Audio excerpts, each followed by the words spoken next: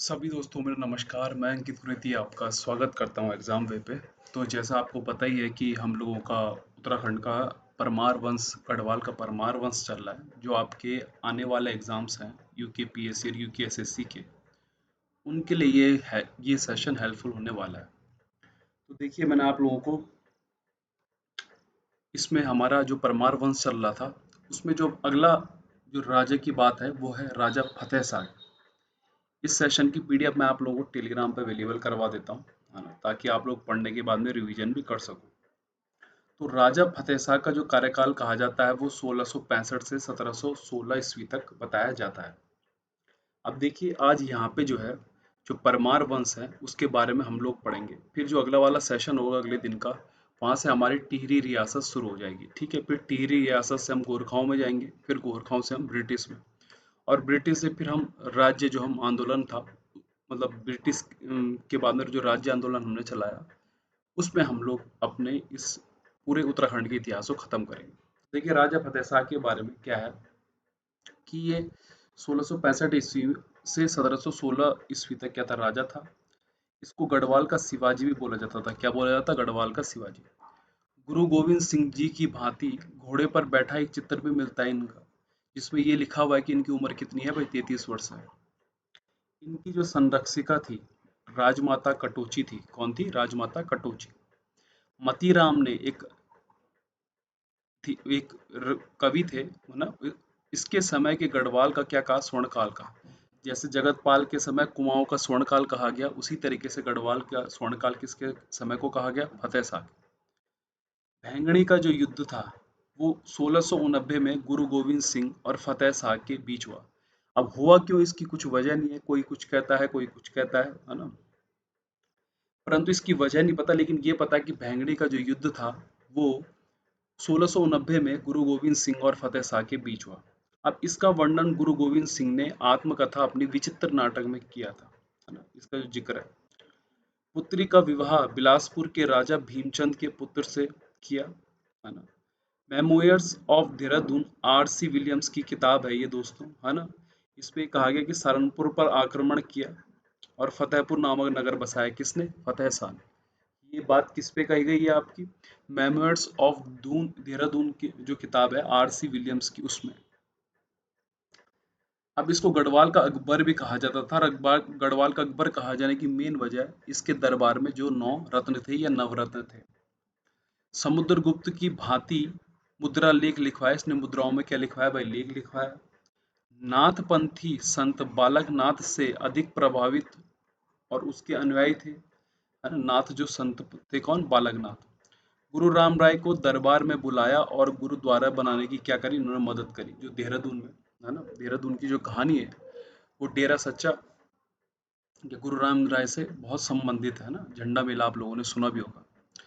तो गुरुद्वारा हेतु फतेह शाह ने क्या करा? 3 ग्राम दिए। कौन कौन से? खुड़बुड़ा, राजपुर और चामासारी क्या दिए? दान दिए। वहीं इनके पौत्र थे प्रदीप शाह, उन्होंने 4 गांव दिए। किनको? सिखों को, है ना।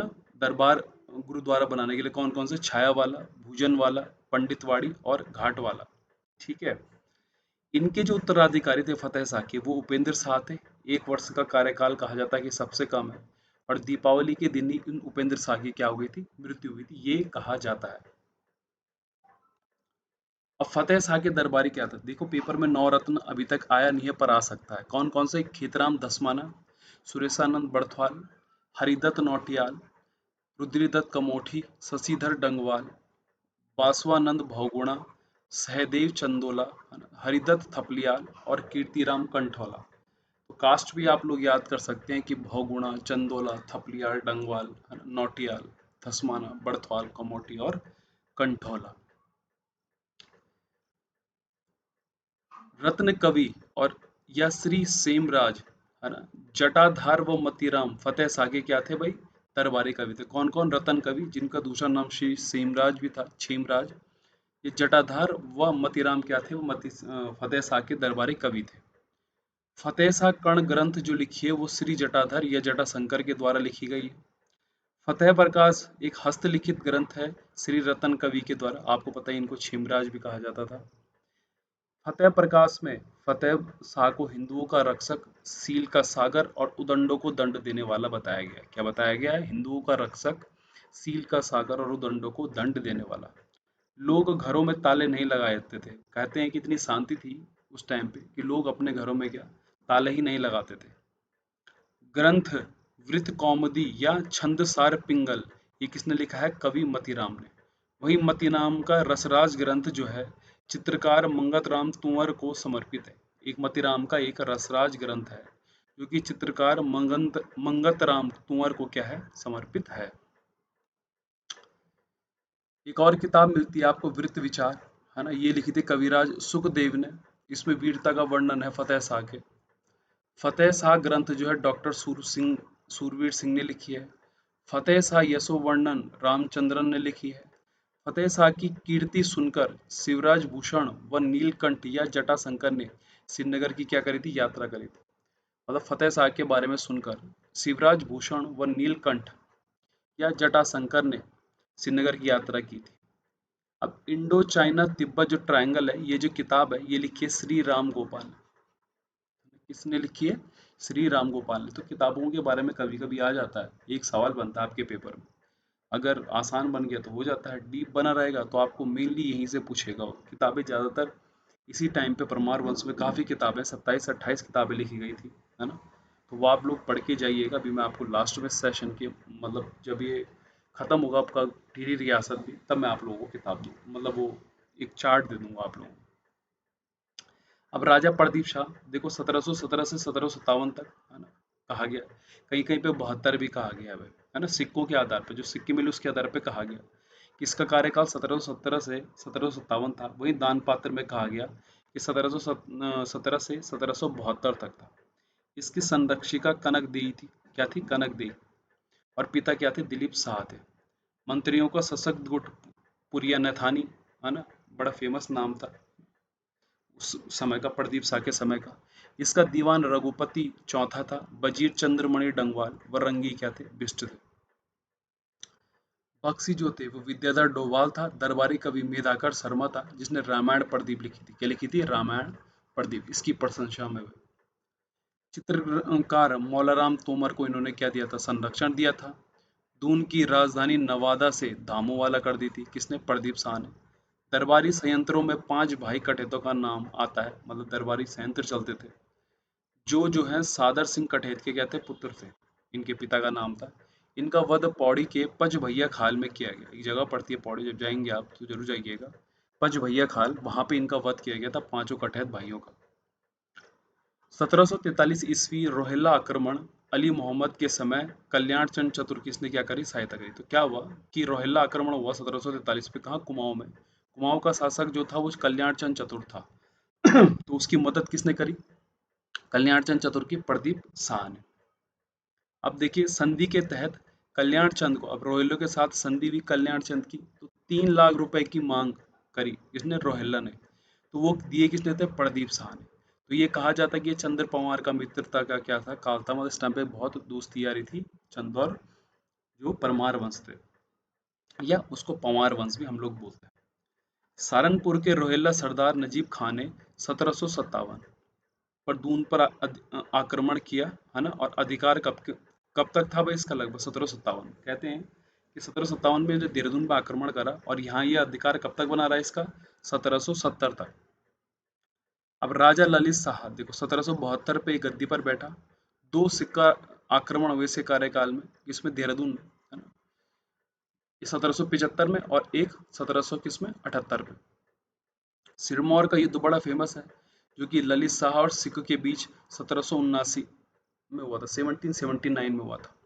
वहीं बगवाली पोखर का युद्ध भी सेम ईयर में हुआ था, पर ललित शाह और मोहन सिंह जो चंद का शासक था, मोहन सिंह, उसके बीच हुआ था। क्योंकि ललित शाह को जो हर्षदेव जोशी था उसने कहा कि आजा भाई आक्रमण कर ले कुमाऊं पे, है ना। तो जब उसने आक्रमण करने के लिए बुलाया तो उस टाइम पे कौन था? मोहन सिंह था। प्रद्युमन शाह को कुमाऊं की गद्दी पर बैठा दिया। अब ललित शाह जब युद्ध जीता तो उसने प्रद्युमन शाह को क्या बता दिया? भाई कुमाऊं की गद्दी पर बैठा। और ये कुमाऊं की गद्दी पर जब बैठा तो इसने दीपचंद का दत्तक पुत्र बोला अपने, किसको? प्रद्युमन शाह को। ये सब मैं आप लोगों को चंद शासन काल में पढ़ा चुका हूँ, है ना। आप वहाँ देख, वो वाला सेशन खोलिएगा एंड एंड का, आपको वहाँ सब डिटेल में मिल जाएगा। और हर्षदेव जोशी जो था वो क्या था भाई, प्रधानमंत्री था। ललित शाह के 4 पुत्र थे, जयकित शाह, प्रद्युमन शाह, पराक्रम शाह और प्रीतम शाह। अब मृत्यु जो है हवाला बाग के दुल्लड़ी नामक स्थान पर मलेरिया के कारण हुई थी। किसकी भाई, ललित शाह की। किसकी, ललित शाह की। उसके 4 पुत्र थे, जयकित शाह, प्रद्युमन शाह, पराक्रम शाह और प्रीतम शाह। अब देखिए राजा जयकिर शाह की बात करूं तो ये 1780 से 85 तक राजा थे। माता इनकी जो बोली जाती है वो बोली जाती है क्यूंठली रानी थी। क्या थी, क्यूंठली रानी बोलते थे। दरबारी आपस में दो दलों में बढ़ गए, खंडूरी और डोभाल। इसमें खंडूरी और डोभाल। मुख्तार जो था वो कृपाराम डोभाल था, फौजदार जो था नित्यानंद खंडूरी था और वजीर जो था जयदेव डंगवाल था। अब ये जो कृपाराम था, ये मुख्तार था जो, ये बड़ा ही तानाशाही प्रवृत्ति का था। तो नेगी जाति के कुछ सदस्यों ने दून का फौजदार थे कौन, घमंड सिंह मियां, बुलाया श्रीनगर। इसने डोभाल को मार दिया और खुद क्या बन गया, ये मुख्तार बन गया। जयकृत शाह ने सिरमौर के राजा जय जगत प्रकाश के यहाँ राजदूत भिजवाया था, जिसने कपरौली के युद्ध में प्रद्युमन, पराक्रम व विजयराम नेगी की संयुक्त सेना को हराया, घमंड सिंह का वध करा। अब क्या हुआ कि जयकृत साया उसने प्रद्युमन, पराक्रम और विजयराम नेगी की यह संयुक्त सेना को हराया और घमंड सिंह का भी क्या कर दिया भाई, वध कर दिया। अब सिक्कों को ये राखी कर दिया करता था कौन, आपका जयकृत शाह था।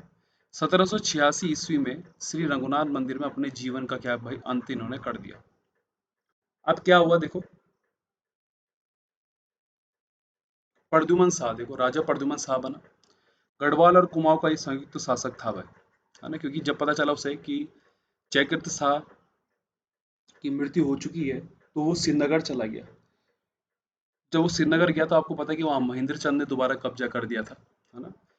तो ये कहानी आप लोगों को मैंने चंद में बताई हुई है, आप वहाँ जाके आराम से इसको पढ़ सकते हैं। तो संयुक्त शासक बना। इसका शासन बोलते हैं 1786 से 1804 तक हुआ, क्योंकि 1804 में आपको पता है कि गढ़वाल पे गोरखा शासन, गोरखा राजाओं ने क्या कर दिया था, हमला कर दिया था। रामी और दरणी खंडूरी इसके राज्य में दो बड़े फेमस मंत्री थे। 1791 में गढ़वाल के लंगूरगढ़ में गोरखों ने आक्रमण करा, लेकिन ये आक्रमण असफल रहा।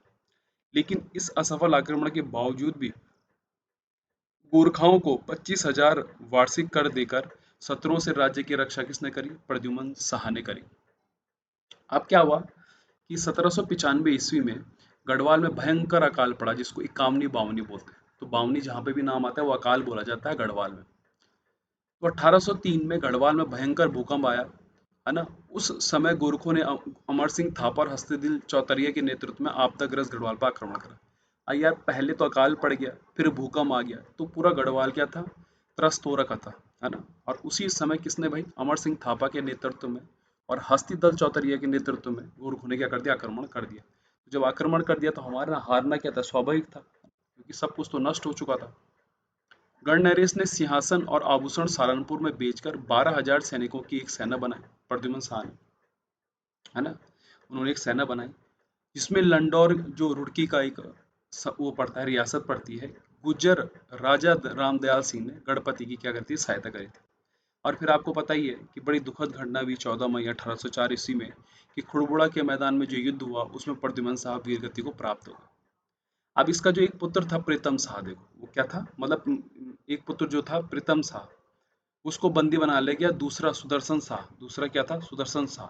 इसको क्या ले गया भाई, हरिद्वार क्या गया, भाग गया, है ना, हरिद्वार भाग गया सुदर्शन शाह।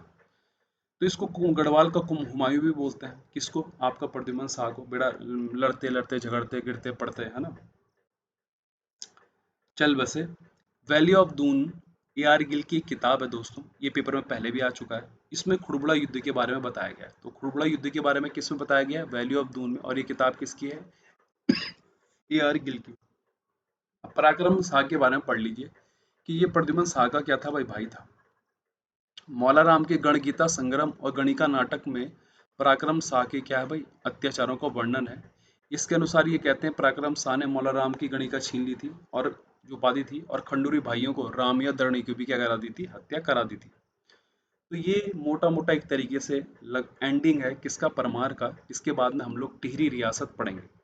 उम्मीद करता हूँ कि आपको ये सेशन पसंद आया होगा। इसको जितना ज़्यादा हो सके ज़रूर शेयर करिएगा। इसकी पीडीएफ मैं आप लोगों को टेलीग्राम पर अवेलेबल करवा देता हूँ, वहाँ से आप लोग रिवीजन कर सकते हैं। तो आज के लिए इतना ही। धन्यवाद।